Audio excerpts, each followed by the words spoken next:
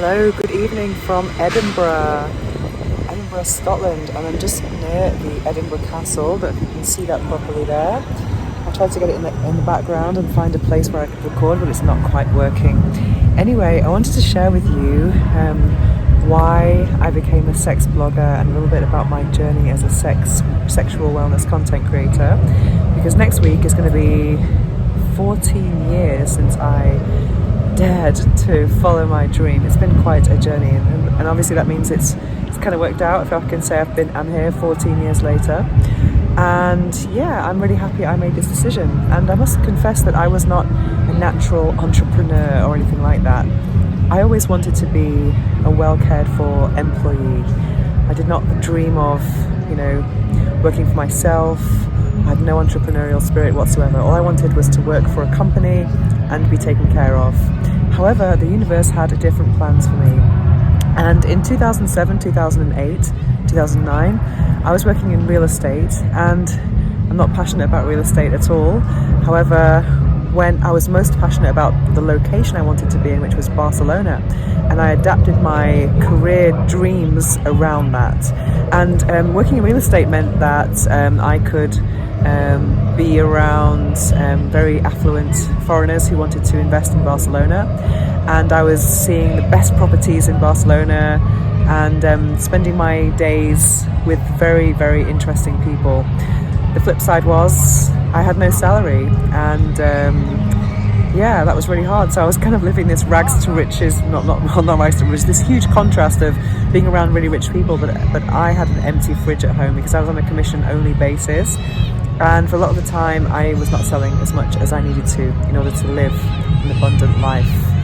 So, but my clients actually inspired me so much because a lot of them had online businesses, and I thought I didn't feel less stupid or less intelligent than they were. I just had less, maybe, conviction or less self-discipline or less vision, or I didn't really have an idea. But I did love being an erotic model. I was doing that on the side since 2004, and I really loved it. I was always interested in the female nude, artistic nudes. I was interested in it from a spectator's perspective. I was always drawing the Venus in fine art. I was really into going to life drawing classes, studying history of art. But then I actually became a fetish model, so I became the muse, and that was an interesting transition. But at the same time, I was always the art director of my own imagery, and I had this big stack of photos that I wanted to do something with, and I wanted to showcase them on a website. My website, venusohara.org. Check it out if you've not seen it already. And my idea was just to write some texts to describe the photos and have a members area, and I would live from passive income. That was the original idea. And I knew people who had this type of business model as well, so that kind of really encouraged me. I knew it was possible, and that was my first plan when I started my sex blog in 2009. Unfortunately, I actually sold 2 properties in the summer of 2009, and that money allowed me to live for about 6 months. So I grabbed the money and left the job. I thought, it's now or never, no more working for someone else.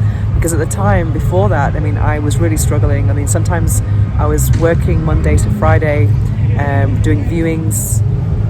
Oops, the phone is nearly full.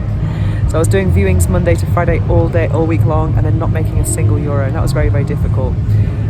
So I thought, I'm going to follow my dreams. I was really burnt out, and I did. I set up my blog on July 18th, 2009.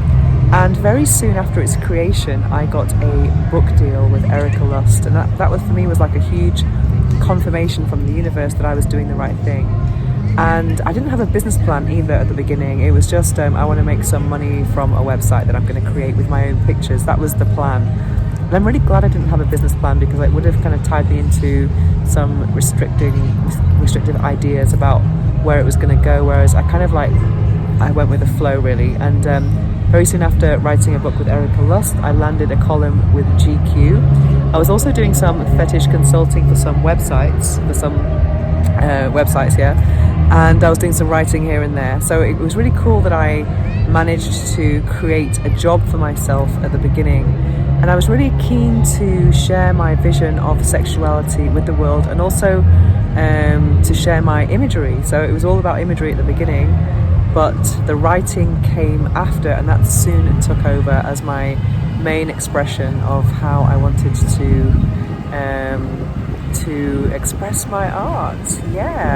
So 14 years ago, and ever since then, well, I've become now a sex toy designer, sex toy reviewer, sex tech consultant. So it's really kind of gone in a very organic way. And another thing I really love about what I do is that it's very versatile. It's allowing me to express myself in many different through many different mediums. For example, with my voice, through podcasts, narrating my own erotic stories, and creating meditations. It's also allowing me to write articles, write stories, and also video. I love making videos now. I used to be really, really shy, and I've really overcome that. And I'm also speaking as well. So I've been giving lots of workshops, and all with the same message of really trying to encourage women, especially, to connect with their pleasure and lose the guilt as far as sexuality is concerned, because there's a lot of work to do there, and to enjoy their bodies and to prioritize pleasure. And that's really, really important for me. And also I want to encourage anyone to use their sexual energy in a positive way, and live a very self-loving lifestyle. For me, sexuality is part of a self-love lifestyle, and I like to present sexuality as part of something bigger. It's not just about this part of us that we try to hide from other people or from the world. It really is part of, your health and your emotional life. It's really present in all areas of life, and we try to, or society tells us to deny that reality. And if we do that, then I just don't think it has a healthy outlet. I think we should accept our sexualities in a more natural, organic way, and embrace it. And that's it. So 18 years, it's 18th of July, 14 years of sex blogging, and I still feel as though I'm starting out. I still feel as though I'm planning new things, and that's the wonderful thing about this path I'm on. It doesn't feel that I don't feel like I'm getting bored of it at all. I feel like there are new things to discover and new skills to learn, but always maintaining that message. And I like my content to kind of accompany me in my own life journey as well. So that is it. And if you are thinking about following your dream, I would highly encourage you to make those steps. It's not easy. For me, I think a lot of people think about having a side hustle and waiting for the side hustle to overtake the main hustle, but I didn't have that option. I went to zero and then started from zero without having any savings or anything. And I think that was a kind of a good thing, because there was only one way, and it was up. Voila. Anyway, I hope you've enjoyed this video, and I hope you find it encouraging. And here's another view again of the castle in the background. Greetings from Edinburgh, and I'll be back tomorrow with some more videos.